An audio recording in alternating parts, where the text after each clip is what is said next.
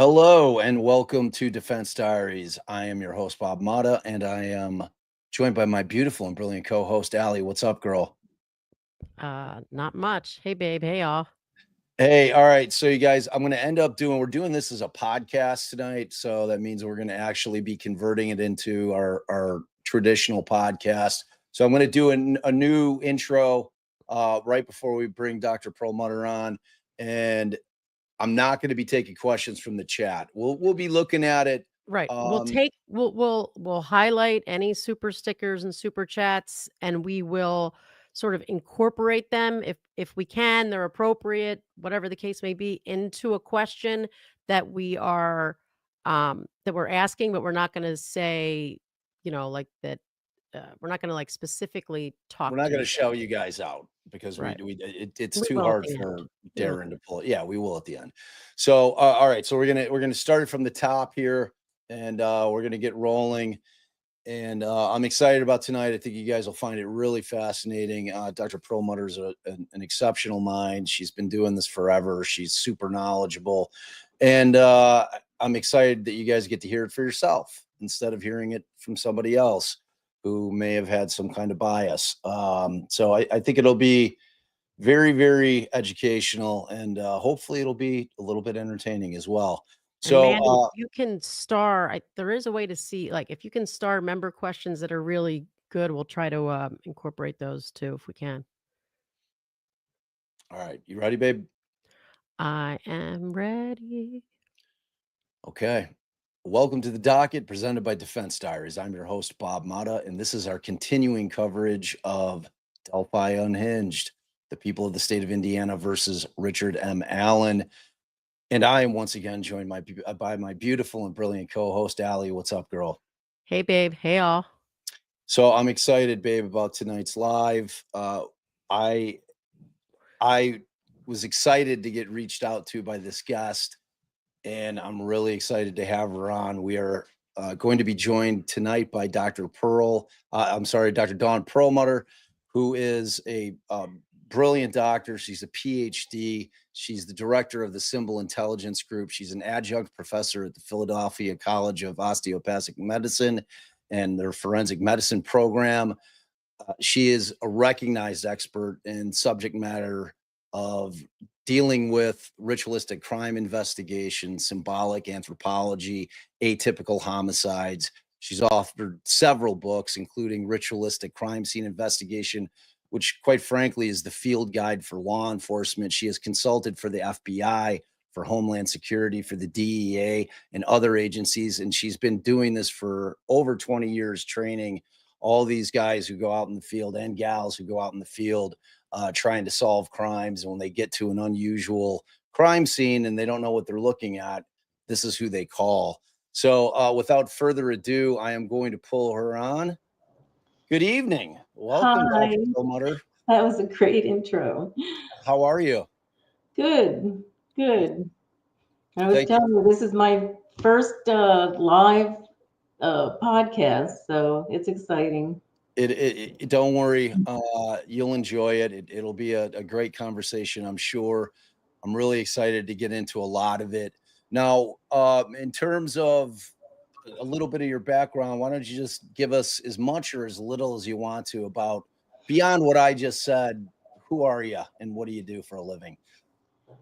Well, I think the easiest way to describe it is if anybody's watched the Da Vinci Code, I'm kind of like the real life person in that.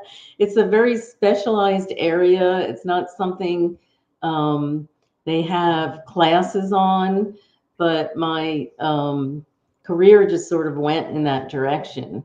I have I started out actually as a philosophy professor. I was at University of Delaware. I taught critical thinking, which we certainly need more of. I went to Um, University of Delaware.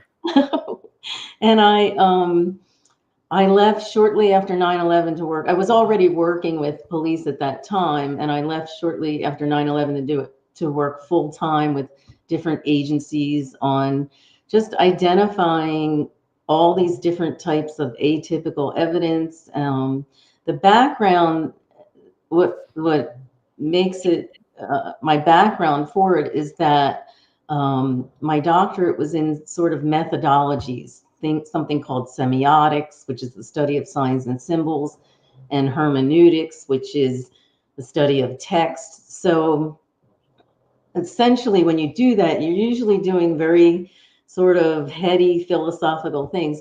But I applied that to crime scenes, and it really was useful because up to that point, everything was in psychology and behavioral analysis. So coming from entirely different interpretation, and then of course just experience, just from every time I would train different agencies, I'd be handed 3 different.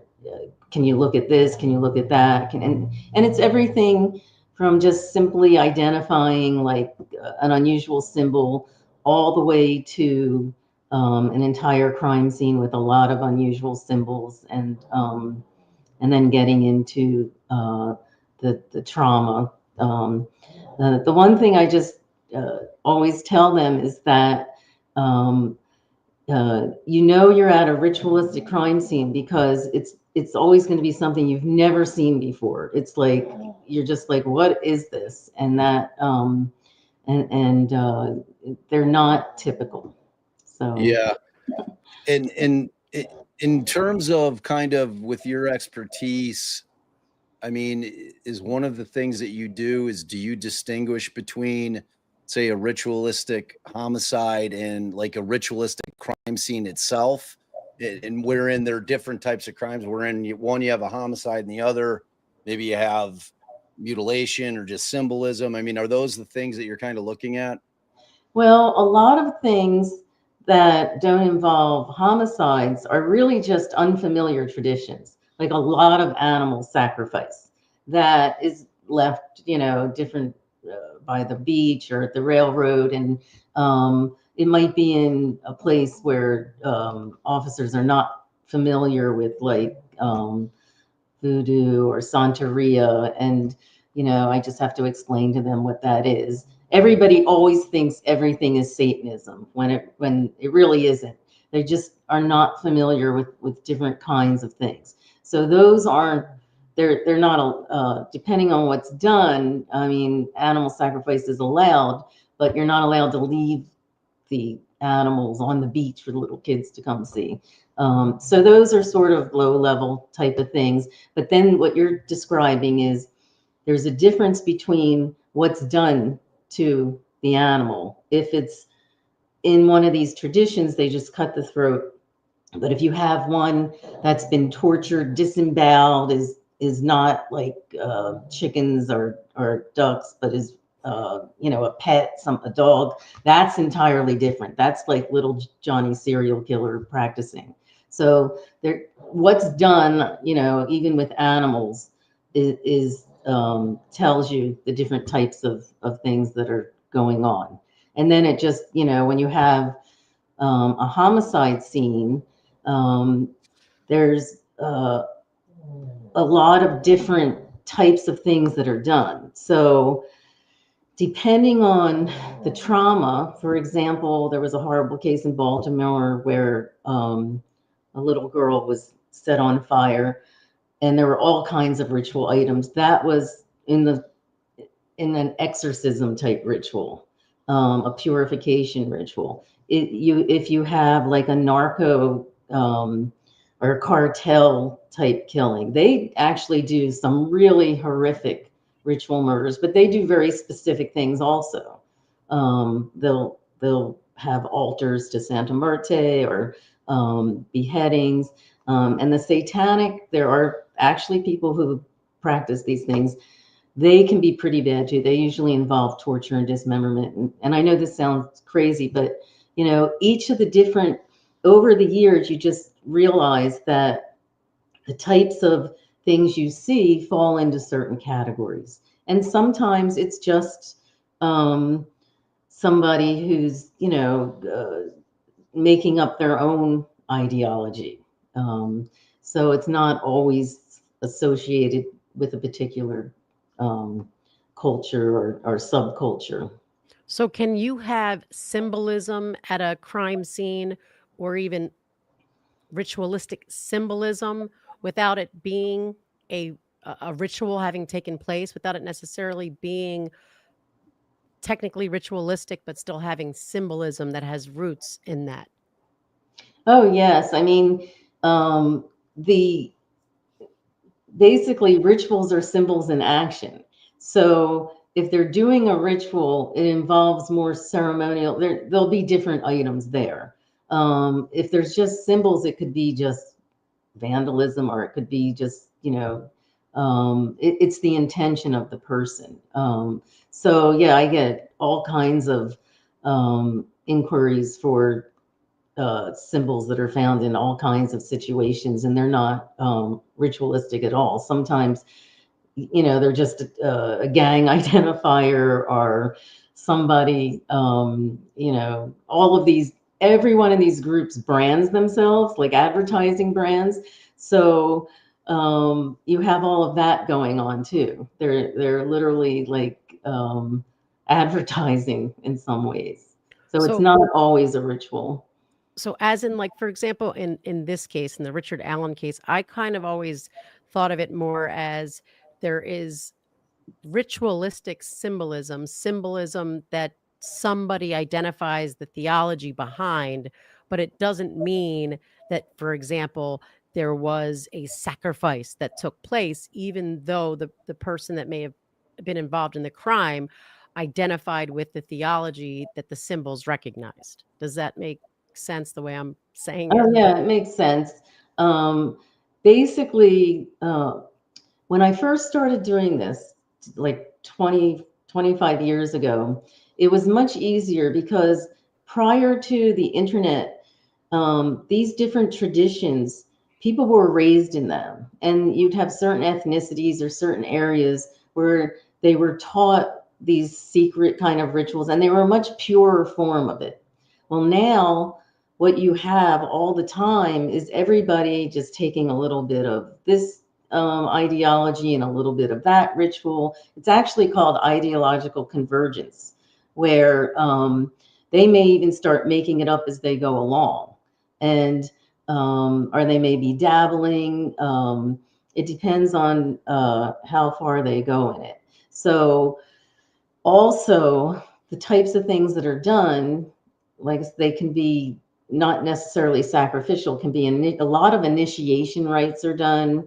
There's a lot of expiation. There's different types of intentions, like I said before, exorcism type things. The Richard Allen case, that has a lot of elements of,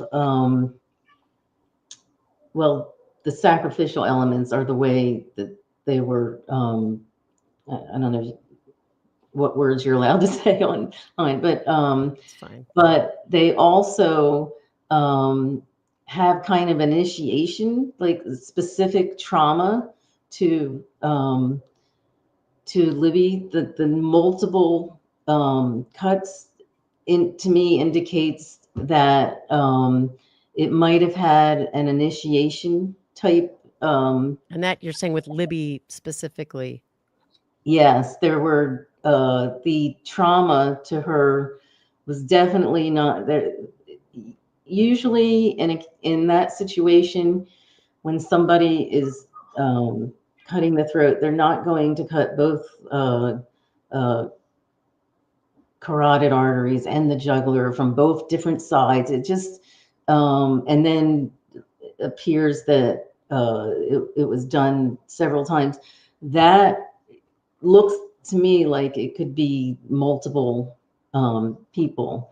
The other aspect is that it, it's when you have these types of situations, a lot of times it's what's not there that tells me a lot. Like I said before, with the cartels, they will leave certain things. Sometimes it's a message, and other times it's associated with drug. A lot of the rituals I do, a lot of the things I work on are associated with drug trafficking organizations or human trafficking organizations. And the symbolism and the things that are done can have that feel. So I hope that answered the question. I wasn't sure. It was kind of all over. Yeah, it did. And Allie jumped a little bit ahead. So how did you get involved with Richard Allen's case kind of in the beginning? I got into it very late. The first I even heard about it, because when I'm not working on these cases, I don't follow them. I have so many that I've worked on. But the first time I was contacted after the Franks memo came out by Court TV, and I think was contacted that day. I read it and gave my opinion. And that I think was in like September 2023. And then I just didn't think about it anymore. And then I was contacted by the defense in April 2024. So I testified on August 1st. That was this case, you needed a lot more time than that to get up to speed. And that's just what happens. I mean, sometimes I'll get called in really early on, and it'll be going on for 2 years. A lot of times it's right before they're about to testify. But in this particular case, there was so much symbolism and so many aspects to it that it was very difficult to just get it all together by that time. But I did. I mean, but certainly since then, I've been able to look at more things. Yeah, and I was there for that 3 days of hearing. I was there for the day that you testified, and I want to address that because Nick McClelland, the prosecutor, had brought up the fact that you had been contacted because you're an expert. I mean, I'm on Court TV all the time myself, so it's not unusual if they've got a case and they're looking for an expert in the field, they're going to call you, right? So there's nothing untoward about that. You had no idea that you were going to get retained for the case. So, but the kind of the question that I want you to address, because I know what the answer is based on your initial instincts in terms of having read the Franks and then going on Court TV. Nick McClelland insinuated that, because it would professionally harm you if you were to come on to the stand today and change your opinion based on you now having seen more of the evidence. I mean, like, what's your full response to that? Because I know I was there for that hearing, and McClelland did not give you a real opportunity to answer that. Well, it basically, my initial review was that it was a ritual homicide. And when I saw the evidence, it just confirmed it. It had nothing to do with, once I saw it not confirming it, I would have said that, and then I wouldn't have been there. It's just the elements of the date, the location, the trauma, all of those, the symbolism, the use of natural objects, all of that from reading the Franks memo, those meet the criteria for a ritualistic crime. So when I saw the evidence, which was substantial, I just had even more things confirming it. When you have to go to the point where you're saying you were on Court TV and that's all you've got, that's all you've got to invalidate me, is that I went on Court TV. I wanted to say that, you don't have anything else. So I didn't think much of it. Yeah, there's another prosecutor out there currently that does what we call Ipsy Dixit, and that's where he just says things. He doesn't bring on his own expert to try to challenge what you're saying. he just tries to trash the expert, and which is what McClellan did to you. Oh, yeah, that was something. Yeah, it was interesting, and you know, and frankly, with the judge that he had on the bench, it was all he needed, because she was very much inclined not to allow third party culprit evidence in anyway. So you know, anything that she could hang her hat on in terms of saying, okay, well, you know, that's enough for me.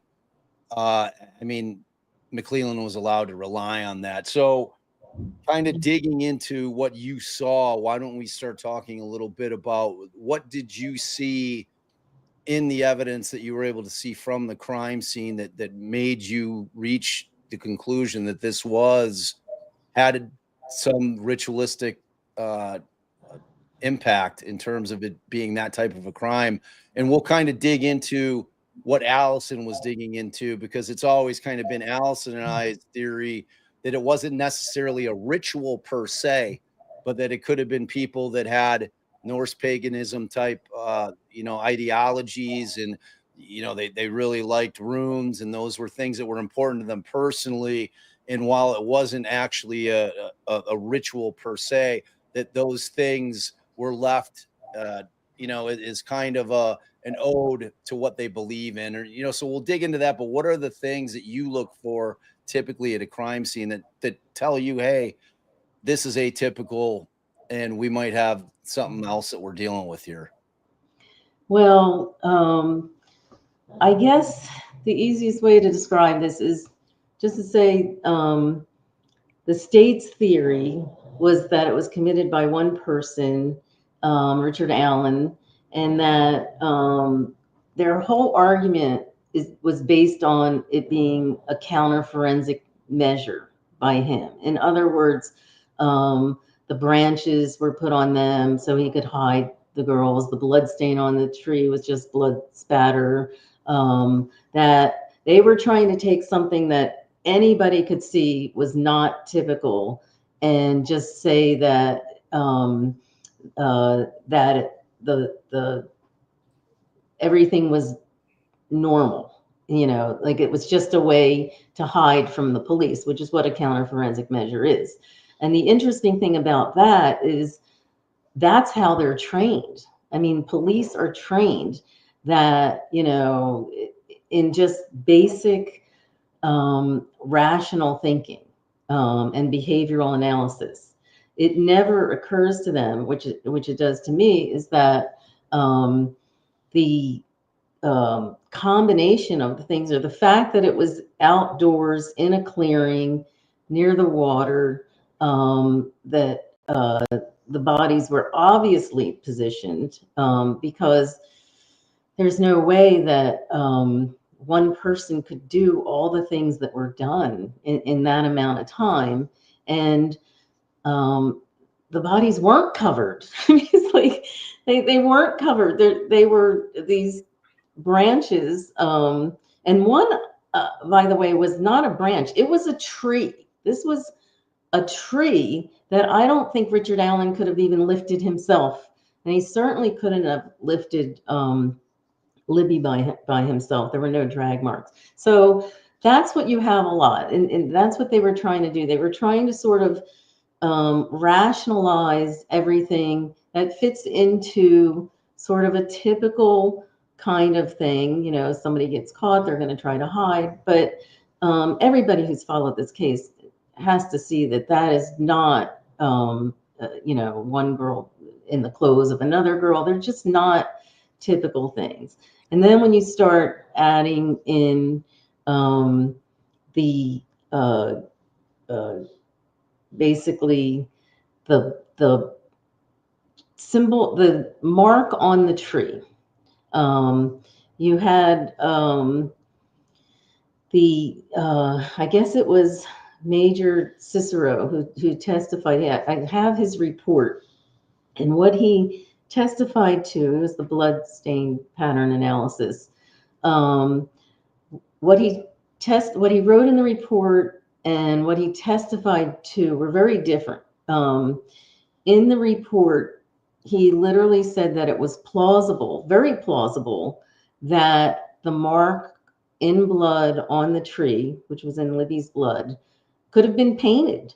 The only reason he sort of minimized that was because he said, well, they would have to keep going back to the source and marking the tree. It never occurs to him that in these types of crimes with such exsanguination and blood loss, that they probably collected the blood. I mean, that's very common. They didn't go back to her. They had it collected. So that would never occur to someone who does bloodstain, because why would it? I mean, they don't have that kind of background. But he did acknowledge that it was plausible. And I'm not, and the jury didn't hear that. He wrote it in the report, and I think at the pretrial hearing said it, but the jury just said, oh, it's just blood spatter, blood flow, and that somehow Libby, who had both carotid arteries, jugular, was able to stand up, go to the tree, leave her mark, sit down, bleed out there, and then still be bleeding when it just, none of that made any sense. It's very. And I'm gonna put this up. So Barb McDonald of Court TV, she put in for some of the evidence, and she ended up she was kind enough to send this exhibit to me. This was State's exhibit, and it's essentially a diagram that was created to show what the crime scene looked like. So we can get an idea here of what you've been talking about in terms of kind of the numbers of sticks. You know, that thing that you were talking about that wasn't a stick, but was actually a tree limb, a rather large tree limb. You can see over Libby's left arm there, and you can see the positioning of the bodies as well, along with what look like two relatively bigger sized pools of blood there. So you can see how far away the tree is that she left that had the symbol on it. That's a lot of moving around with those kinds of injuries. Yeah, definitely.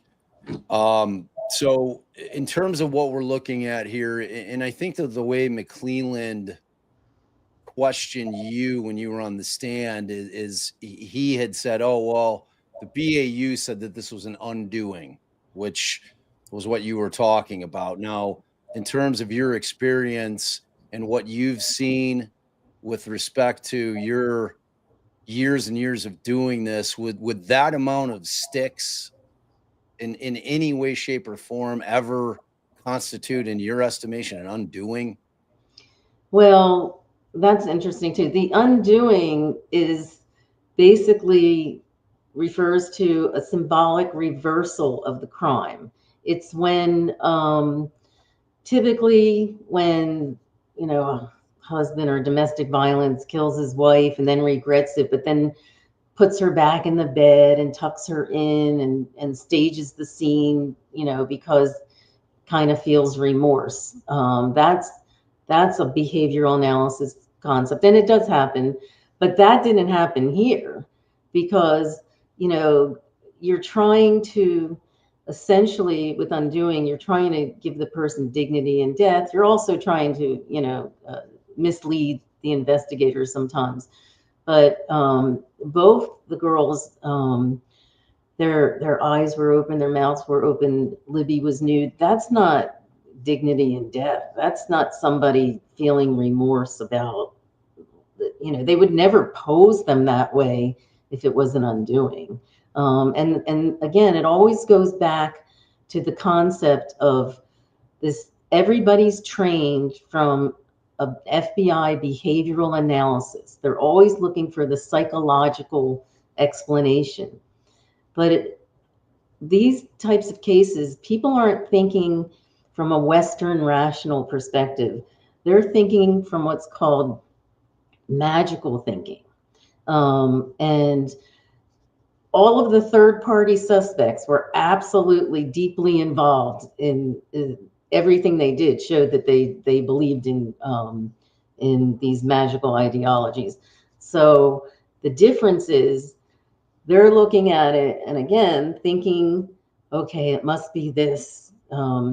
Instead of thinking that, okay, they were positioned this way because you have to do these certain things if you're doing a ritual or a ceremony that's going to either give me protection from Odin, or every one of the any kind of ritual ceremony, especially animal sacrifice, or they're doing it because they believe that the things they're doing are going to intervene in the world. So it's a completely illogical concept of cause and effect, but everybody does it. I mean, prayer, when you pray, that's not logical. You think if you go to church and you pray that certain things will happen. Well, that's magical thinking also.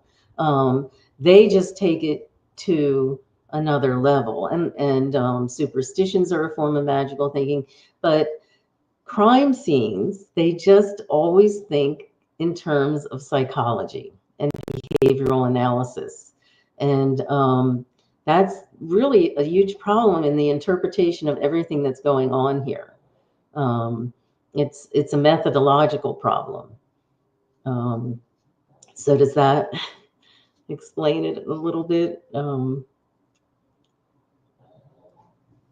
Yeah, that absolutely answers my question. So in terms of your experience in dealing with law enforcement, whether it be local, whether it be feds of some sort, I mean, is that a common occurrence that you run into, wherein you have law enforcement agencies that are just incapable of looking at it any other way than in terms of logical thinking? Because when you use the word magical thinking, it gives people, it makes people giggle. They're like, oh, magic, it's magic. But the way that you described it, the way that it really drove it home, because when you first said it at the hearing, I kind of had the same initial impact. I'm like, magical thinking.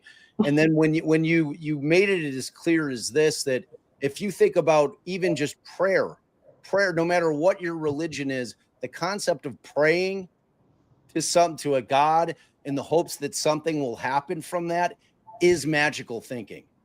And let me be clear, I'm not making this concept up. I mean, this has been a field of study for a long time. I mean, magical thinking also occurs in childhood. It's a stage in childhood where, if they bang their knee on the table and you go bad table, it's literally not something, a term I made up. It's a whole field of study. And things have gotten better with some of the behavioral analysts are starting to consider these things. When I train law enforcement, I literally do mock crime scenes, and I always set them up in the woods, and I always do things with natural objects. I do things with sticks, with rocks, and I tell them that you're standing on evidence right now. I mean, that's it. I've done dozens of those types of trainings, and it really, until they get that, they tell me they never understood. Like, there's things nailed to trees. There's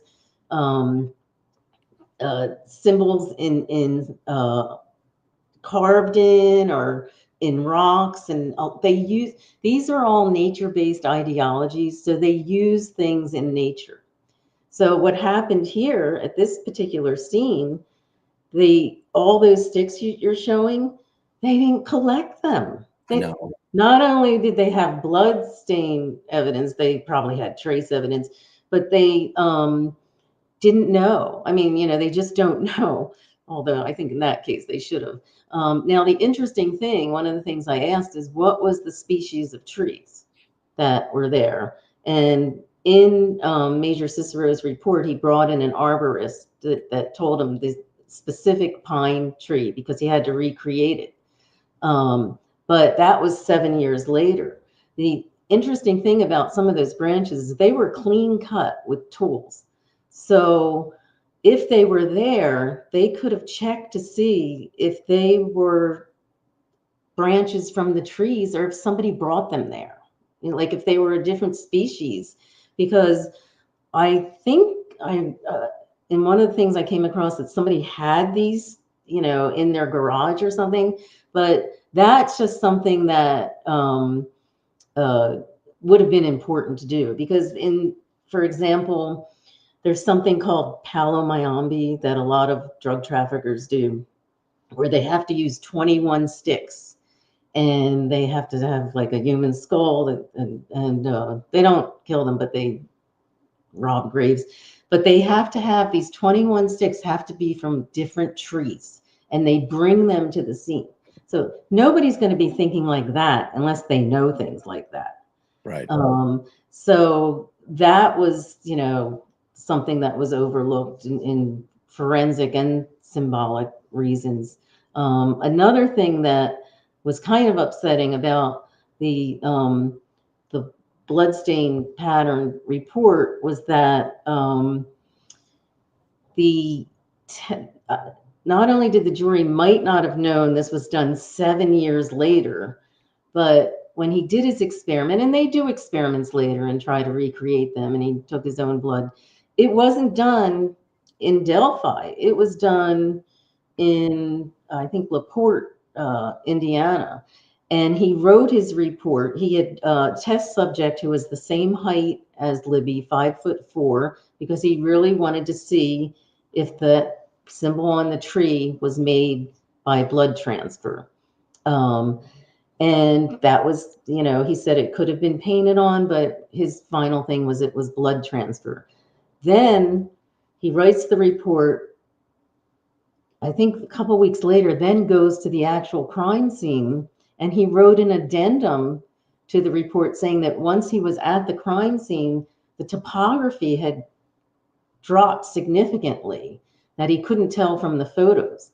So did that throw off all the measurements? You know, like so there was just some technical things that, you know, were problematic. And it's you know, I think a lot of it is just, especially with something like bloodstains, and that's the hard thing to recreate 7 years later. But he was, you know, his testimony really made it fell in with the this is not a symbol, this is not, you know, he just, you know, the sticks were just random, they were there to cover the body. It's like, you know, there was a theory, and everybody that testified was supporting that theory, and we weren't allowed to testify to give our view on it. And the mark on the tree, that's very common, very, very common at these types of scenes. What was interesting is one of the third party suspects had a month on social media. There was a lot going on social media, part of this Odinist group. So I'm going to pull these up. Now, you were able to pull these offline. Yes. These two images here, which are interesting. And like you sent me these two, and I think ultimately they were put into evidence, or at least at the hearings, because again, remember, in terms of what the defense could get into at trial, in terms of challenging Cicero, anything that even sniffed of ritualism, of Odinism, they would have been shut down immediately. McClellan would have been yelling about a mistrial. Like Judge Gull, like silenced the defense on everything, even pertaining to anything relating to that. So anything that they would have been able to challenge them on at trial proper would have been absolutely shut down. So they were really hamstrung in terms of what they could do in terms of trying to challenge anything that Cicero was saying, other than, you know, Auger was able to say, okay, she finally got him, which she did at the hearing as well. And I don't know if you sat in for that, but she got him in to admit that the coverage of the bodies was approximately 3% of the bodies were covered by sticks, which, you know, in my estimation, really goes a long way in terms of kind of destroying the concept that somebody was trying to hide the bodies. So what are we looking at here? Well, this was posted March 25th, these Satru warriors of Midgard.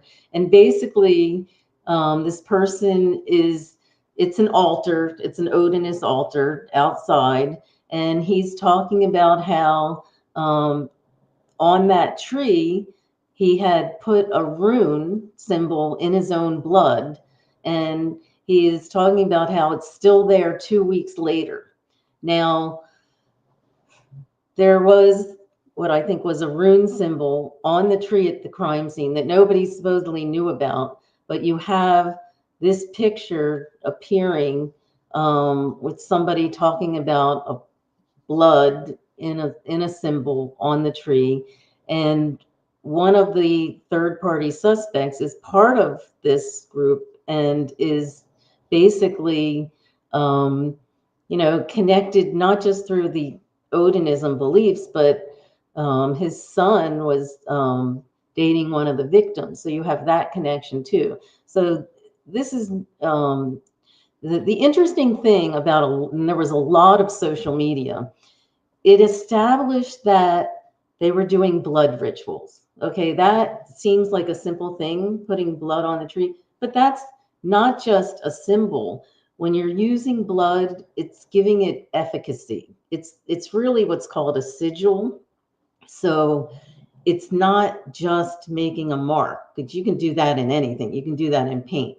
When you're doing it in blood, it has more meaning. And they know this because they write about it. And they were all doing blood rituals. That person was also blooding the runes, and they had a pretty deep knowledge of these types of things. But it's pretty shocking that you have a symbol on a tree about the same height as the symbol in Libby's blood on the tree and connected to a person, to one of the victims. So is the height to you like that the height is similar significant? Well, I mean, I think it's just another, I don't know if it has that much significance, but it's not like all the way up at the top. And it was only significant because Major Cicero was trying to claim that because she was 5'4" and the way her arms would have hit the tree at that moment, even though when he got to the actual crime scene, the ground it would have been thrown off by a lot of inches.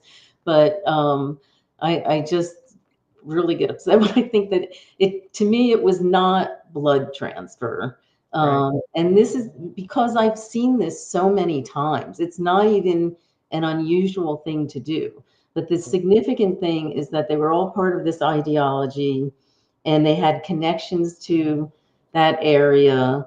They were all already, there was animal sacrifice with one of the people also. So to me, the difference between somebody just dabbling is when they start using blood. That's when, and it escalates because they start, you know, part of the belief is that if you do these things, you're either, whatever he's asking for, protection or whatever, they go from sort of dabblers to true believers. And then they want to do more and more. The motivations are usually the same.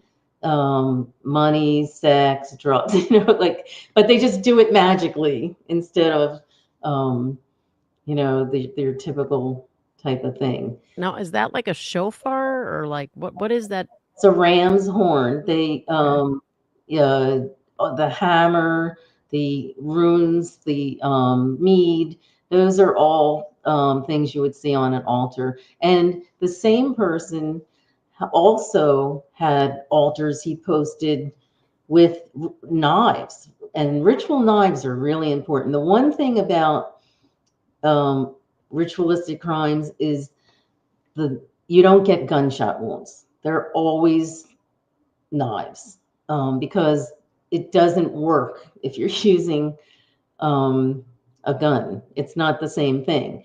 And that whole business of the box cutter, which just sort of got thrown in at the last minute, everybody's talking about a box cutter. That's unlikely. And here you had someone who was posting photos of the blooded runes, not in this picture, but another one, with his ritual knife, which when you look at it, would have made the same type of mark, and the hilt on it would have made that mark that they couldn't figure out. Remember, they testified that it was probably the thing on the box cutter that made the serrated part, but it's probably the hilt and the knives. So In when you say the cases, hilt, what do you mean? when you have knives, there's different parts, and they have like that ornate part that's it's between the part you hold and what holds the knife in. It's usually very fancy and they had one with runes carved into it too. So it's in these cases, you don't find the murder weapon, because that would be the most important thing they would keep. Like there was the case I mentioned out in Toledo, where the nun was murdered on Easter Saturday in a ritual killing. He was caught, and that was a 20-year cold case because he kept the weapon. He kept it. It was in his drawer next to his bed. They literally exhumed her, and it was such a unique sort of point that's what did it. I can't tell you how many cases I worked on where they keep that, and nobody tested any of those knives for blood stains, or that's what they should have been testing. The whole box cutter thing is not consistent, not with the wounds either. I mean, that it just to me wasn't consistent. But then it's kind of an arrogant thing too, to post all these things on social media. But the reason that happens is because as they feel they got away with it, like it's like, how do you explain it? Like cartels, when they do their rituals, they do them so that where they're trafficking drugs, they'll be protected and the police won't catch them. So when it works, they do more, and they show it more. And they're kind of proud that their ritual is working. So to me, these social media pictures that were like on the year anniversary, the painting of how Libby was positioned, the Odin painting, that's like saying, okay, I'm doing another offering to you because I got away with it. It's like, it's not an arrogance as much as just proving how they believe it. And that's what happens. And that's the way to catch them, actually. If that makes sense. Yeah, that Yeah, makes no, for total sure. sense. So looking back at this particular now, as far as the stick formations, And are just they to describe significant of anything? what you're looking at, we're looking at basically a drawing rendering of the girls' bodies, the placement of the sticks, the blood, where the tree is located, and this, like you mentioned before, was the exhibit that you had gotten. So sorry, go ahead, babe. So as far as the formation that we see on Abby here, which looks like almost like an asterisk, and then you've got the stick formations on Libby, which again you have looks to be a 10 to 12 foot tree limb that's over her raised left arm, and then you've got a couple, it looks like maybe 5 or 6 smaller sticks that all look to be positioned purposefully to me. And then interestingly, on the pool down here, the largest pool, it looks like there's another formation. Like, what were you able to gather from looking at those? Did you consider those to be runes? Well, it can be very difficult in something like this to be that specific. The one thing I can absolutely say is they were not random. these did not just randomly, even somebody trying to cover a body. They're very specific. The interesting thing about the one on Abby is that I do think that was a rune. I think it was what's called a bind rune, which is a combination of two different runes. And the reason I thought that was because, again, on this social media, that there was the same third-party suspect had a tattoo or had a marking in the exact same shape. And he's talking about how he combined the Gebo rune and the Isa rune, and he did a ritual as he's talking about it. He's actually, chanting it in some ways. And that is consistent. It's always hard to be 100% with this, but it sort of makes sense in the context of all that other things going on because what I usually get, to be honest with you, what I usually get are a lot of pentagrams. Like with the satanic cases I have, they're cut in the body, they're everywhere.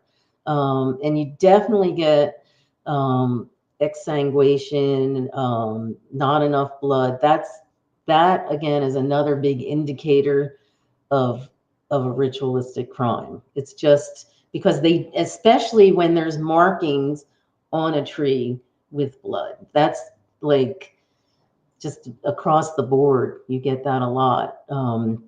So it's difficult to tell, but because they were posting, the other thing about Abby is on that year anniversary, or right about, he did a painting of Odin on the tree. It happens to be one of the tarot cards, but it has nothing to do with tarot. But it's Odin, and she's positioned exactly like that. And the interesting thing is the typical tarot card has the bent leg going the other. It's usually the other leg that's bent, but he has it painted exactly the way she's positioned. So in the tarot card, it's the other foot, but he painted it incorrectly, and that painting matches this. I'm going to pull up that painting, but before I do, I wanted to ask you about the blood with the sticks in it. What is significant there? And I don't know if you could tell from when you looked at the actual photos of the crime scene if the sticks are placed, was the blood already there and the sticks placed there, or were the sticks placed and then I think the sticks were placed afterwards. Now the really interesting thing about the blood stain is that, like I said before, she had those wounds, and supposedly they said made the mark on the tree and sort of bled out there and was either dragged, which I don't think so, there were no drag marks, but carried there. That's a lot of time. She's not conscious at that point, and her head turned. So there were Major Cicero said blood flow, but even he said there was an atypical blood flow on her face, and it really was atypical. In fact, everything is going one way, and then one defies gravity. Literally, he acknowledges it, and another bloodstained person acknowledged it. It's another marking. It's another symbol. There, in my opinion, that was not, there's no way that could have happened with blood flow or blood transfer. She's unconscious at that point, and it literally loops around and is not dripping. So that wasn't brought out, and I would have, and we'll never see, you really need the close-up to see it. They're going to seal, that photo will be sealed, but if everybody saw it, they would see exactly what I'm talking about. I mean, it's unfortunate that those exhibits aren't out there, because just like the tree, it's another inexplicable mark that is very common in ritualistic crimes. In that case in Toledo, when she was, I don't know if you can say murder, but her blood was placed on her head. They do it to anoint. A lot of times the face is touched, and that was very inconsistent, and it wasn't talked about at all. They probably would have tried to come up with something else, but he was honest enough to say that there was it didn't make sense. So did you see, and I'm going to pull up that other painting picture next, but when you looked at photos, did you happen to see any of the pictures of Abby's hands specifically, for the lack of blood or what appeared to be a mark inside a smear of blood? Do you recall anything about Yeah, that? there was some kind of looked like she, like where somebody would hold something and then it's not there. Yeah, I did notice that. I mean, I do agree with him that she probably did try to, you know, at some point, probably when she was there bleeding out, that is the natural thing to try to stop it. But it's not natural to be touching your face and making symbols. And I had identified it was consistent with the other symbolism too. But we just didn't present that. It wasn't presented. So when you have two different unusual markings, the placement of, it's just, at the very least, it's not a counter forensic measure, because it didn't work. Like, there's no way one person couldn't have done all of that in that amount of time. This was his painting, a year, I guess, almost to the date. And this is, again, the attributes with Odinist ideology is, you know, the tree, the universal tree where he gets his knowledge, and they have the runes underneath it. But typically, and it is on a tarot card, but they're not doing it because it's tarot. They're doing it because it's Odin. And the leg is usually positioned the other way, but this matches her positioning. And it's kind of a, you know, nobody supposedly knows about the crime scene at this point. Right. And the knives, I mean, when you see the altars, he had altars with all of the, you know, typical things you would have in Odinism, but he was doing blood rituals. He was, you know, adding his blood to things. He was talking about, he was thinking magically. I think at one point he said, "Oh, I was having a bad day, but I decided to do this ritual to make it better." That's somebody who's become a true believer. And you know, it just starts to escalate. Now, I think it's really important also to understand that the Odinism they were practicing is not the same type of, they were practicing a racist variant of Odinism, because all the third party people, they had they had previously been in a white supremacist gang. So I think it's kind of a shame that it was called a cult. I think that kind of confused and sort of threw everything off, because they had splintered from a gang which already was extremely violent and familiar with murder and criminal activities.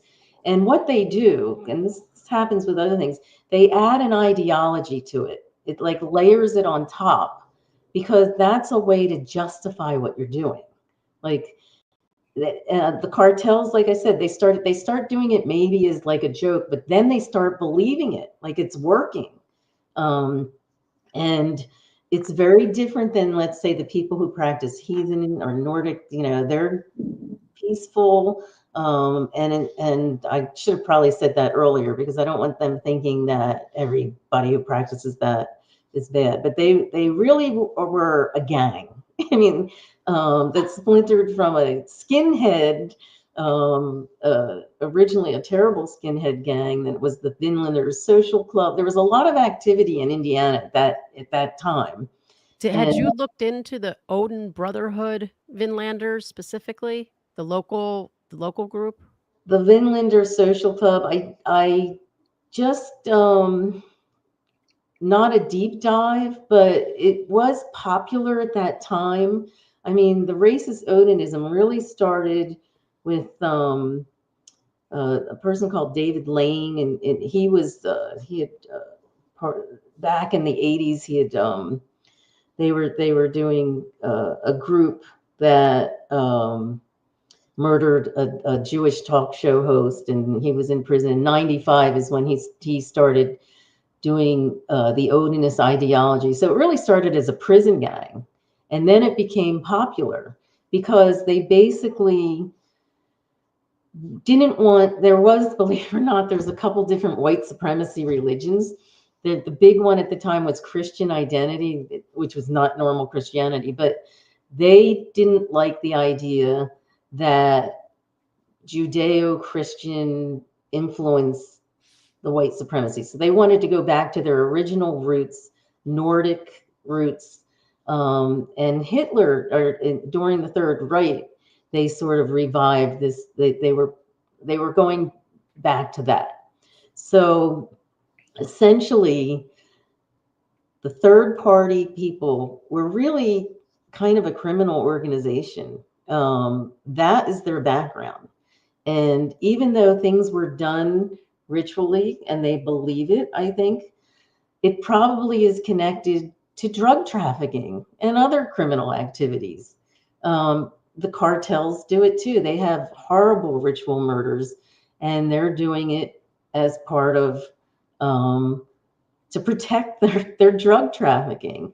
So if that had all been explained to the jury and they never heard the word cult and could see the connections, and I could just explain that, different gangs eventually adopt ideologies, and then they, start doing ritual practices that they think protects them from the police. And that would have made more sense, especially when they, have initiation rites that are murdering people, and then they have other rituals. I mean, the cartels that do drug trafficking also, like I said, they'll behead someone, put the head on an altar next to their narco saint, they do horrendous stuff. So it's just, most people don't think that's going to happen in a small town. Right. And this marking, I tried to zoom in on it in blood at the root of the painting, the tree painting. Does that have specific meaning to you? Well, it's a rune because Odin, when he was hanging, he discovered the runes. And everybody, was calling the Fehu rune. It was the F tree, which was kind of, I don't want to say funny, but I did agree with Major Cicero that it was more like an upside down L. But that's a rune too. That's Laguz, which made more sense because near water and it involves protection. The important thing is that it was an intentional mark, and it's not just a mark. It becomes a sigil. When you're doing something in blood, even if you're doing, we're going to be blood brothers kind of thing, it's no longer like dipping your hand in paint and doing something. It's giving it efficacy, because blood is the highest form of any kind of ritual. And they knew, it's not like they didn't know this. They were writing about it. They were familiar with this. And that's Now, why, like, for example, the sticks getting placed into the blood is so important. yes. And the fact that, let's say you go with the state's theory, and he quickly tossed this to cover the bodies. There were all these leaves there. You could have completely covered the bodies with the leaves. Would have been a lot quicker than dragging a tree and positioning them this way. They're not random. And at least it had meaning to who was doing it. To you, when you look at the scene, does it look to you like the girls were unalived in the place where they were found? I do think there's a secondary crime scene somewhere, especially with Libby. I don't think this is that doesn't really add up either. How she was dressed in Libby's clothes, and there's no blood anywhere, and the timeline doesn't make sense. And then some of the clothes are in the water, but their clothes aren't wet. So I really do believe there's at least one, if not another, there's more crime scenes. And it's yeah, it's the timing of this is there's no way one person his size could have done all of those things in that amount of time. And I was going to ask you that in terms of the lack of Abby's blood. I mean, what do you make of that? Well, she could have been killed somewhere else and brought there, or they could have collected it. I mean, they do a lot of things with blood, and I know it was warm that day, but I don't think it could have seeped in to the ground, and that is another real identifier of ritualistic crimes. There's never enough blood there. It's just like they do things with it, or in this case, there may be another crime scene. It doesn't really make sense. And you mentioned like those ceremonial knives. Are those ceremonial knives typically hand forged, or can they be, or how often do you see that? They sell very ornate ones that are made by other people, but he was making his own and displaying them on the altar. And I'm thinking that when I see that, like bells are going off in my head. Like I'm going, why didn't you test that? You know, like this is the person who actually had a connection to one of the victims and has these knives, and she's got 5 different unusual, usually when somebody's cut like that, it's a left-handed person from one side or right hand. This is both sides. It doesn't seem to be one person. I really don't believe this was one person. And I never thought it was one person. Yeah, it's just and as far as knives go, especially when you're talking about ceremonial knives, is it highly unusual to find those at the crime scene? Number one, obviously, because people don't leave, typically criminals try not to leave the weapon that they used, but in specifically in kind of a ritualistic type thing where it is a handcrafted knife, would it be unusual to find that? And if it's not unusual, why? Why is it typically not found at the scene? Because that would be like the way they would explain it is it's their, I don't want to say it's their sacred item. It's like the most important thing they would keep. And they're never going to, like I said, that's how they caught the person in Toledo. They never get rid of it. And that was one of the questions they asked me. Why wouldn't he have gotten rid of it? Because it's just, it's like their sword, it's a very, in this whole sort of mindset, this warrior ideology, it's their weapon, it's their tool. It means a lot to them. And I really believe it's out there. And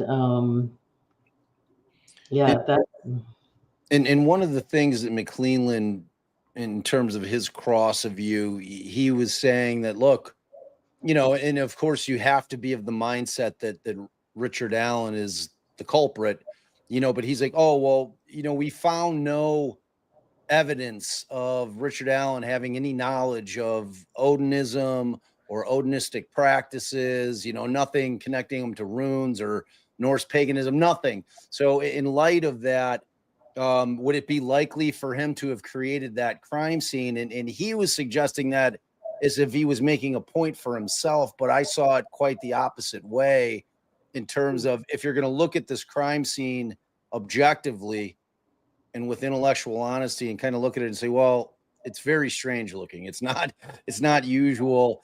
And to me, the fact that they didn't find anything connecting Allen to any of that type of ideology, I mean, what would your response have been at trial had you been able, if he would have asked you that same question?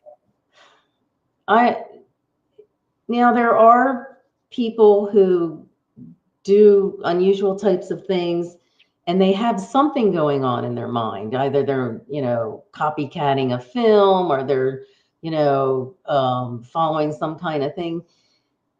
I would have just said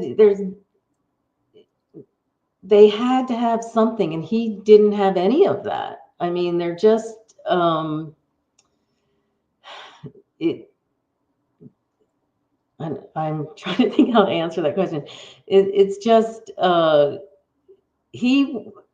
with what was done, you don't start out doing that at his age. There would have been some kind of history of, I guess they tried to say he had sexual intentions. There would have been a history of that. That would have been all over his computer. There would have been allegations from before. He wouldn't have bothered to do all of this. I mean, if that was really the motivation, he wouldn't have been positioning them. So his intention was to have sex, but he doesn't have that, but has time to do all this positioning and redressing. It's very inconsistent. That was a big thing for Bob and I, for both theories. One, if this was sexually motivated, he had an attraction towards children, it would be next to impossible to not have that kind of pornography or something like that on one of your devices. And the same rang true for the scene, because if someone's trying to make the scene have these Odinistic underlays, if you don't have a background in that, you need to research it somewhere. And there's no searching for anything that would fall into like an Odinistic type of field at all. Nothing about knives or blood or anything showing he's got these sort of odd thoughts when it comes to blood or when it comes to symbols, or nothing like that. So I appreciate. Yeah, you can't mimic something that you don't know exists. Oh, individually. Like if I could never have mimicked this crime scene, because prior to this case, I never heard of any of this. You know what I mean? So there would have been no way for me to mimic it. And I think that Richard Allen, if we're to believe that, the lack of anything on any of his devices that they took, and they took a lot, would indicate that he had no knowledge of any of this. How would he know to do it?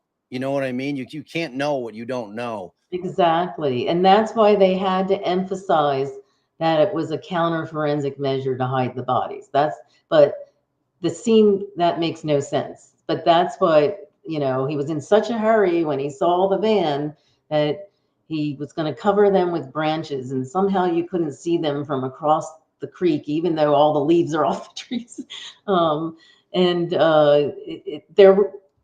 If you're going to real counter forensic measures that are done, they'll bury the body, or they'll chop it up, and they don't pose with these sticks, and there's everything about him is inconsistent with him doing this. I mean, another thing that's kind of interesting with the people who do these types of magical ideologies, the cartels, the gangs, they don't show remorse. They like, if they're caught, they don't like confess like I'm sorry. They'll say I did it in your face kind of thing. Like that, it's a very different way, and only if they've gotten caught. So they don't show remorse. That whole thing with the confessions is so inconsistent with everybody who does these ritualistic crimes, because they're very arrogant. I mean, they will eventually, they will admit it, but they're proud of it. They're not saying they're sorry. They're proud of it. So that's a very inconsistent kind of situation also, which, but when you go to all of the there's been so many studies on what was done to him. Robert Lifton was sort of the expert on um uh, he did studies on prisoners of war and how you can get them to say anything. But that's inconsistent with it. Um, And I wanted to ask you, so when the Franks memo dropped initially, the first thing I started seeing and hearing online and on YouTube lives was that in the history of America, there's never been a ritualistic killing. Can you give us the straight dope on that, please? And about any in Indiana, if you're aware? this I have gone through this my whole career, and it was really difficult early on. Now at least people are starting to believe these things happen. And again, it goes back to different methodologies. According to the FBI's manual on homicides, nothing is ever going to be a satanic or a ritual killing. It's always going, because to them it's never the primary motive. So they're looking at it that the person has some kind of psychopathology, like they're either, personality disorder. Everything comes down to some kind of psychopathology, because that's how we look at things from that perspective. When you're looking at it from, I use a symbolic anthropological. Basically, I do an anthropology methodology where it's what like you're observing a culture. What the offender believes is how I analyze it. So if somebody's telling me that they murdered this person as part of this type of ritual and they're a practicing whatever, I'm not going to say they're crazy. They're rationally, they are doing it, let's say, as part of a initiation rite. That doesn't mean they're a psychopath. That means they're adopted an ideology that happens to be violent and they're practicing it.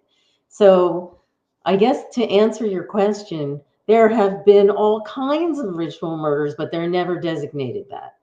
The first one that was actually acknowledged, and I wrote an introduction to a book on this, was a case in London where a little boy was pulled out of the Thames River and had, been dismembered, and he had been trafficked, and he absolutely was a ritual murder, because he had his last meal, they had fed him like a potion things, and they finally admitted that was a ritual murder. They had to go back and reopen all kinds of cases because nobody thought of things that way.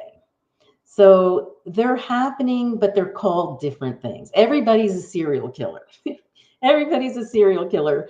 And they do have their own types of rituals, but they don't believe that it's ever done in the name of. And I've worked on cases, I've testified in LA several times, very high profile cases where, a 17-year-old Satanist ritually killed his mother on a particular date. He was a practicing Satanist, did horrible, horrible things. And he acknowledged that. I mean, in all of these cases, they acknowledge it, but somehow it's never acknowledged by the people who write, it's just literally a methodological difference. Behavioral analysts look at the psychology of it, and anthropologists look at it from the perspective of the culture. So in terms of like human trafficking and child brides, when you go to places like Afghanistan, all those, but when they came here after we left and they were going to military bases, you would have a man present, 50-year-old man present with his 14-year-old wife and his 12-year-old other wife. And the people at the bases were like, we don't know what to do, because in their culture, they were allowed to do that. So of course it's not allowed here. But my point being, you have to look at things from their perspective. And don't always think somebody is a mental patient when they're absolutely not. They just are doing things in the way they believe it. Yeah, and I would argue that Lori Vallow falls very neatly into that category. I mean, if you look at what she did to her own children in terms of them not being human anymore, they were merely vessels that were holding these demons, and An exorcism. yeah, Yep. and the way that the bodies were found and what they had done to the bodies as well, it has all the earmarks of everything that you're talking about. What about, and Allie had asked, are you aware of any of these occurring in Indiana? I haven't had cases in Indiana, and I just don't research it that way. I mean, there's so many. I just never look to research it that way. There have been, and by the way, that case, and I haven't really even followed that case, but that's a classic example of a cult because it's splintered off of a religion. The Mormon tradition splintered off, and that's really more what a cult does. And then they just go off with the rails and make up their own things. But I do know that there was a lot of the white supremacist activity on a lot of those Odinist gangs, that they were active in Indiana at that time. And did you work on some of those types of cases with Indiana law enforcement? And was that like FBI, local law enforcement, Illinois State Police? No, I mean, I did have, there, going back, you have to understand there's been hundreds of cases. I know there was that might have been Illinois, the World Church of the Creator. Matt, he was out of, I think, Illinois, but he wasn't doing the ritual killings, although he targeted a judge. But there is a case that happened in 2020 in another state that it's open, so I can't really talk too much about it, but it was very, very similar to this crime scene, and the same types of symbols, same types of things. And there's other cases. I'm just in a sort of a bad situation because I usually work with prosecutors, and a lot of these cases aren't closed, so that have similar things going on. People don't stop. You don't just do one and you're done. And especially if you got away with it, then you're just going to keep doing your rituals, because then you're going to become more of a true believer. And like I said, I think the most important thing is that they splintered from a really bad gang, white supremacy gang, and it's where they splinter from. So with that other case you're talking about, that splintered from a religion and went in that direction into exorcism.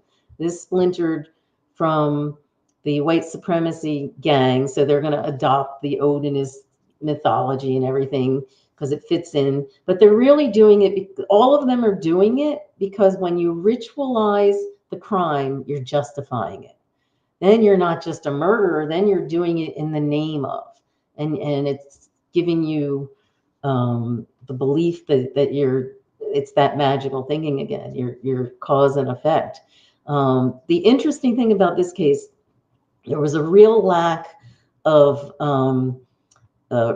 into the victimology. Normally the victimology is a huge part, but because they were two young girls and they were local, it was like the third rail. You weren't allowed to talk about it. But that, what should have been investigated, because it was like a white supremacist gang, anybody who was associated with this case at all, either the victims, families, anybody working on the case that had any connection to drug trafficking or violence, that would have been another way to sort of bring it into the normal range. 'Cause once you go off on the words like cult, it just doesn't make sense. I have the same problem on like cases with when they do it in the name of Satan. I always tell the prosecutor, don't use the S word, because once you say Satanism, people have all kinds of horrible connotations. They start thinking, you know, it's just. So you're basically saying they could have been targeted for any number of other reasons, Yes. but the actors, the perpetrators, the scene, the things they left behind, the markings, the symbolisms represent something important to them. Yes, and it's not, and again, it's a matter of elimination.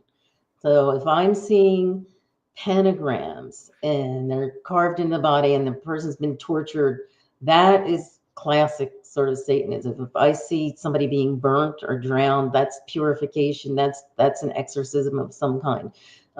If you, in this case, it was no signs of the torture, and the symbolism was more consistent with the Odinism. I mean, it certainly doesn't have any of the other things going on. And when you have a person who's connected and you have all of them talking about, and it's such a small area, they all know each other, even where they were found, that person, he, you know, I guess a couple of weeks ago, they were saying he was involved.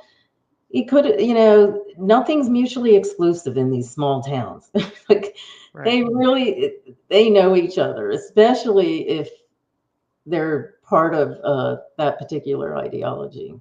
And when you look at like everything that you've seen as far as the photographs or the discovery, does it seem to you that one of the two girls was the, you know, so-called target? That's hard to tell because again, we weren't allowed to do too much with the victimology. And I really, you know, that's a big piece to be missing when you're analyzing things. So I just didn't have any information on that. It wasn't given to me to review. But most from the scene, obviously it looks like Libby, the fact that she's posed that way and naked, was treated differently than And I Abby. thought that maybe she was treated.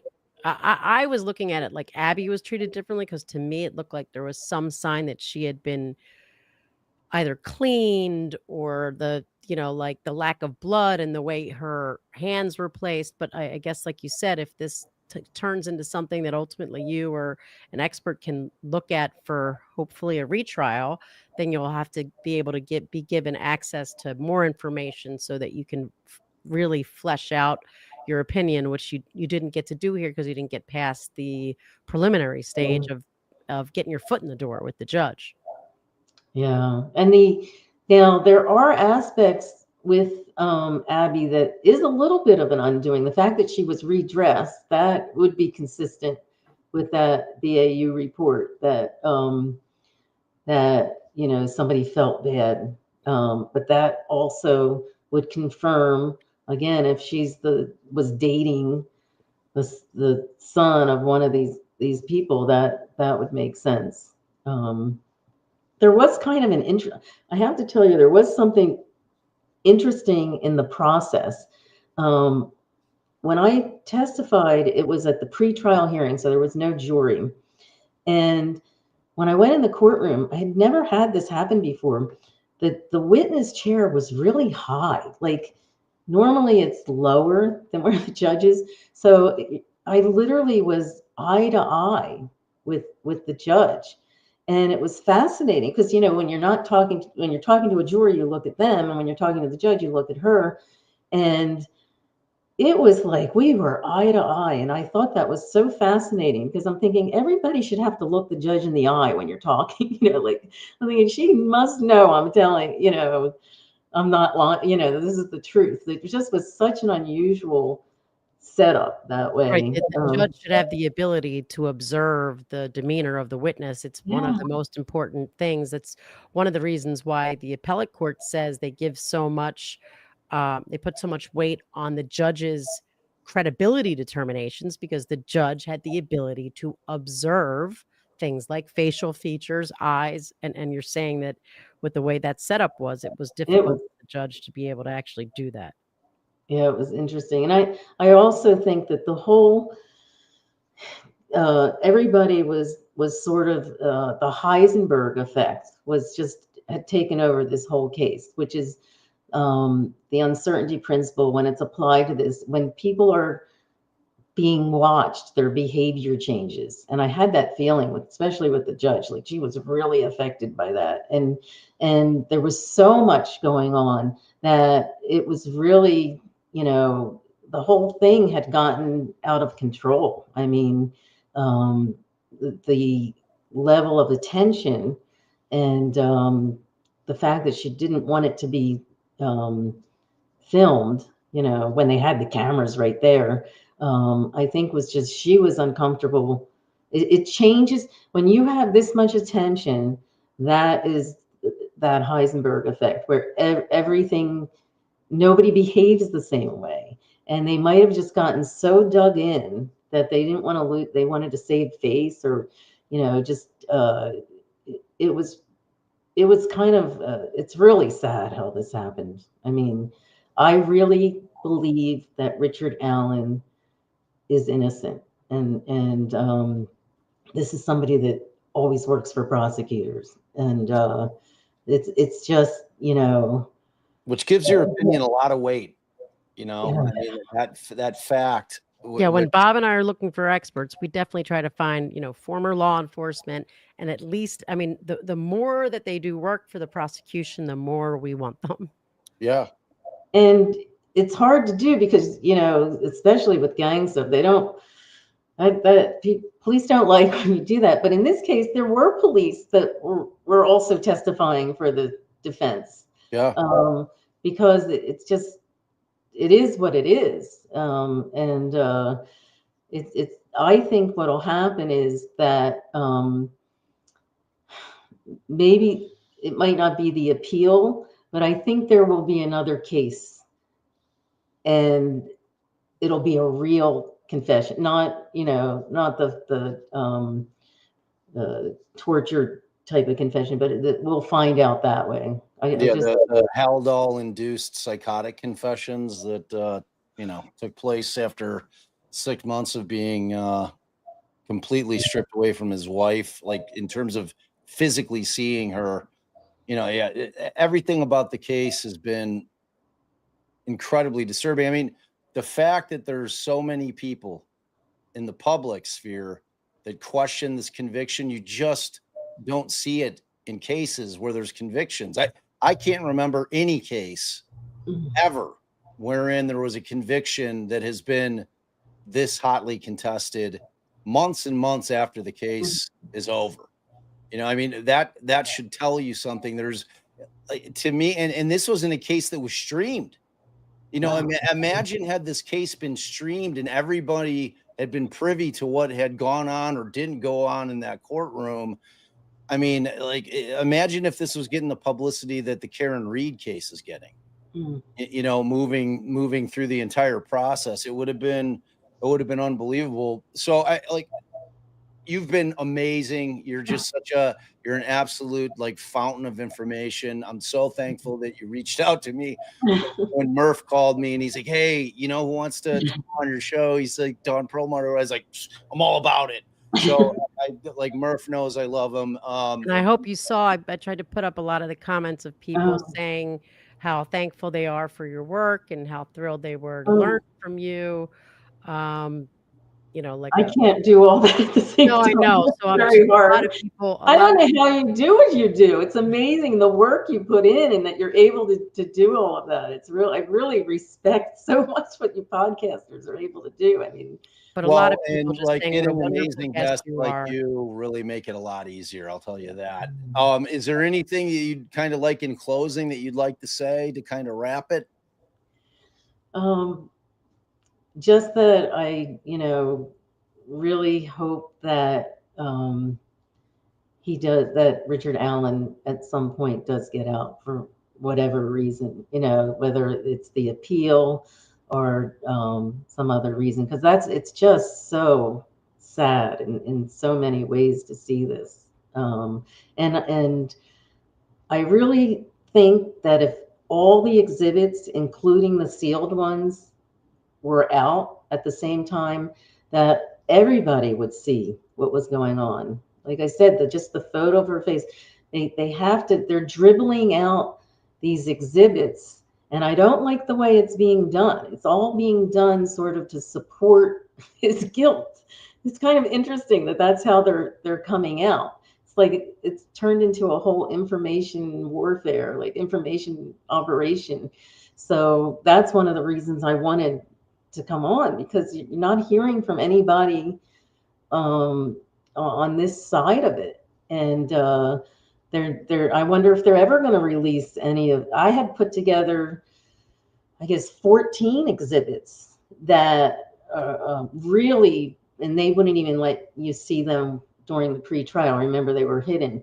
Yep. I think if people just saw that and how it was put together, they would be able to understand more. If a I'll tell jury you, saw when it. I saw the pictures of the actual bodies, because after the trial, someone did release them on social media, and Um, it was like I saw them very quickly. It was a lot more than what I see when I look at this rendering, this drawing here, and it was striking to me the similarity in the placement of the sticks on the bodies. I was like, "Oh my goodness, you cannot tell me that there is such similarity in the placement of the sticks across the neck, over the shoulder, behind the arm, like yeah, so similar on both that is just somebody haphazardly, like you've made clear yourself, haphazardly just trying to conceal the body, or starting to try to conceal and giving up. It's just they are they they, they look even more identical than they do in this rendering that we've had up. Yeah, and to your point, when Barb sent me that particular exhibit there, I think she had said she had requested 14 and all she was sent were state exhibits. yeah, So what's going on right now is as you very aptly noted, all that's coming out are things that they believe supports the conviction, which is not how this thing is supposed to work. It's not how yeah. public trials are supposed to work. So, well, you always have a standing invite here, Oh, doctor. thanks. We'd love to have you. You're fascinating. I could have probably gone on for hours, but I figure I'd spare you on a Tuesday night. You've given us an hour and 40 minutes of your time so graciously. We're very, very thankful to you. I thought it was a fascinating conversation. Thank you very, very much Me for too. being with us. Oh, you're welcome. You're welcome. All right, we'll see you Evening. soon, I hope. Okay. All right, take care. Thank you. All right, so Dr. Dr. Perlmutter, she's amazing. I thought she was amazing at the hearings, and it was frustrating because you could tell that she was knowledgeable, and And she says she's usually testifying for the prosecution, working with I the mean, she state. she trains law enforcement. That's what she Right. does. Like she literally has been doing it for decades, and that's what she does. And it was frustrating at the hearing because you got the sense that everything was rushed because they had 3 days and they had to get it all in, and it was just like Andy couldn't develop some of the things that I know that he wanted to develop from her because it was so Well, and it critical to sounds like him. she would have done a lot deeper of a, looking into had she been allowed to actually testify. So Oh, that was well, like 100%. I mean, preliminary assessment, in hopes of the judge, saying it there's enough there to allow her to even testify, and then you can't really waste money and resources and time on something that the judge is saying can't get in anymore. So there's, not much of a reason to give her the rest of the discovery and have her do her really in-depth examination and investigation into the case. And it's a real shame. And hopefully someday that will be able to happen.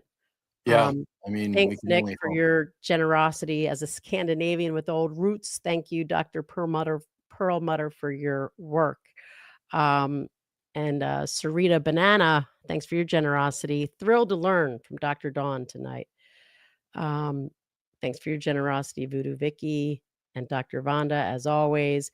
And Jesse Gemstone, wasn't it Ron Logan last week? As Dr. Perlmutter said, these things aren't mutually exclusive. There could be some other reason, or it might be none of the people that we think that it is, but it's definitely somebody that left that crime scene in a way that was meaningful to them. Their ideology was left behind, and Dr. Perlmutter has made that abundantly clear, and I think the crime scene says it as well. So, could it be Ron Logan and someone else? Maybe it could. Could it be the people that the defense identified as being tied to the Odinistic, specifically other rituals? Sure, it could. Could it be someone completely different? Sure. But one thing we know that those perpetrators has is they left something meaningful behind at that crime scene. What was done to the crime scene was meaningful to them. But thank you for your generosity and your comment. Kelp, thanks for your generosity. Dr. Perlmutter, is there any significance to the puddle of blood and sticks placed over it? And I did ask her that, and she obviously said that was very significant, especially considering the significance of blood and trees and sticks and ruins, um, to Odinism. And Jason, thanks for your generosity. Gripping stuff. Got an unlawful wounding trial to prepare for. Thanks for the ongoing coverage. Hopefully he's preparing for that. Samantha, thanks for your generosity. Nick, again, more generosity. And we did ask Dr. Perlmutter if she had looked into that local group, Odin Brotherhood, Vinlanders. And the fact that they use personal runes, is that something you've compared with the runes or markings on the girls? And she did not, um, because that wasn't something she was really able to get into. Although, as she said, there was a lot of Odinist type, or um, I guess white supremacist type of conduct going on throughout Indiana. And Jennifer, thanks for your generosity. We did ask Dr. Perlmutter if she thought the girls were unalived where they were found. Uh, Isabel, thanks for your generosity. Now, what is happening with Richard Allen getting a retrial? You've got to realize that takes time. We've got a lot of steps. Step one is an appeal. There's a huge record that has to be gone through, has to be put together, has to be prepared, briefs that have to be written. I think you're looking at even, I would say, obviously I think Kara or Michael would be better to speak on Indiana's timeline, but I couldn't imagine anything in less than a year and a half. No, We'll sounds be about able to right. get a better sense of when the opening appellate brief is filed. And that'll give you, because that's the crux of it right there. And then we've got post-conviction relief that hopefully can get started earlier, but that doesn't get into court until after we're done with the appeal. Aspiring court reporter, thanks for your generosity as a mod and for your donation there. What a wonderful guest. Thank you for the insightful and infuriating discussion. Yes, she was, Dr. Perlmutter is a very wonderful guest and was very insightful. So appreciate that. Charlotte, thanks for your generosity. Thank you for this live. We've been waiting to hear from an expert about the crime scene. She still holds hope for Abby and Libby. Pammy, thanks for your generosity. Coming in late. Me no like being here, not being here much lately. Yeah, But I've been missing no, you, Pammy. I'm Bob, like, where's Alley, and Pammy? Defense Diaries are my first love. Loving Miss Perlmutter. We love you, Pammy. Yes, we do. Enlightening. Enlighten the light. Enlightening the Thanks for light. your generosity. If you believe it happens, if you believe it, it happens. We don't go on evidence. We go on vibes. Okay. I'm aspiring court reporter. Thanks for your generosity. She wants Dr. Perlmutter to come back and share her exhibits. And let it be 21. Thank you for your generosity. So much love for y'all. Thank you. Well, thank you. Thank you to all of our mods. Thank you to all of you for joining us. Please, please, please just minimize the chat and click that thumbs up. It really helps us. And for those of you joining us on the replay crew, there will be ads, although there was not here on the live. Yeah, gonna and say, babe? remember tomorrow we're covering the Karen Reed hearing, I think at 9 Central Standard Time, and then we'll be pivoting to Lori Vallow in the afternoon when that case is rolling. I think they're starting at 10:30, which means 12:30 for us. Half-hour buffer plus we're guess what? going to chicken butt. I lied. It is not tomorrow that I have my all day I thought that was next in court. Tuesday. It is next Tuesday, but it is also Thursday. Oh, okay. And then so make sure you're checking us out for Reed tomorrow, and then of course Lori Vallow as that case continues on. They're either wrapping that thing up tomorrow or early Thursday in terms of the state's case in chief. So make sure you're checking with us there. You guys are amazing. We love all of you. Make sure that you like, share, and subscribe, because without y'all, I am just an old man Talking a lot of shit. Woo! See ya.